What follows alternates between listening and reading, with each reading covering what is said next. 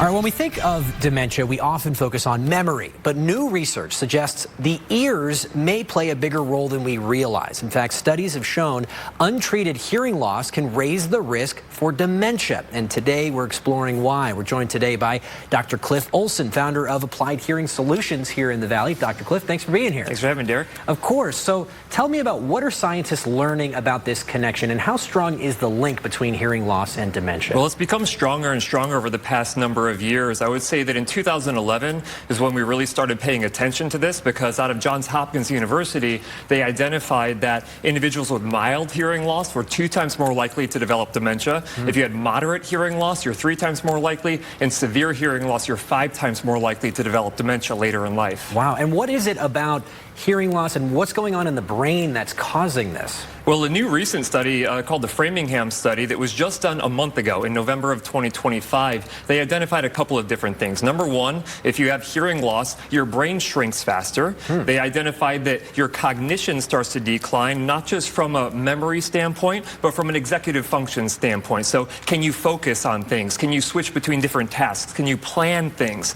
They saw a decline there, and then they saw a 71% higher risk for individuals with hearing loss for dementia later in life as well. Wow, those are interesting findings. So what are some early warning signs that someone might be experiencing hearing loss that is beyond just normal aging? That's a great question. So the number one thing that we mostly see is individuals start to struggle hearing and understanding speech in background noise environments. Things are noisy, they go out to a restaurant, they're not able to actually comprehend what someone is telling them, but they can hear all the background noise just fine. Also, just from a clarity standpoint, you might think that, like, well, I can hear you talking to me, I'm just not really sure what you're saying. That's a clear sign that you're starting to develop some level of hearing loss. Okay, and so obviously there's no cure for dementia. Why is it important to catch this early, and what are some interventions that you can offer? Yeah, so, you know, what they've identified in a lot of this research, and I mean, I can't even count how many studies we've had come out over the past 10 years or so, but all of them have identified that hearing loss in midlife, right, which you're still probably a few years away from, but hearing loss in midlife is actually what is leading to this. So the earlier that you can intervene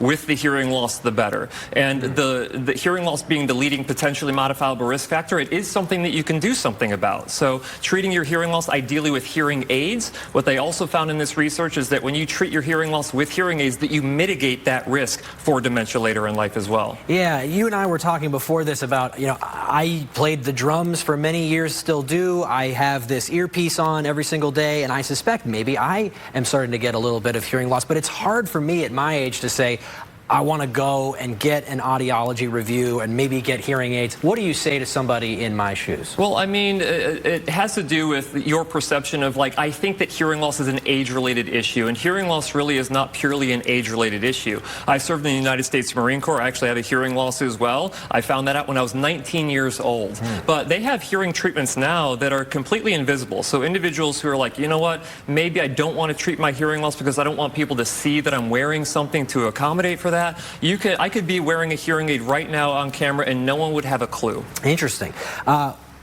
We can't wait to have you back and talk more about this invisible hearing aid. But Dr. Cliff Olson, thank you so much for joining us today. Be back on the show soon. Great, thank you. Thank you.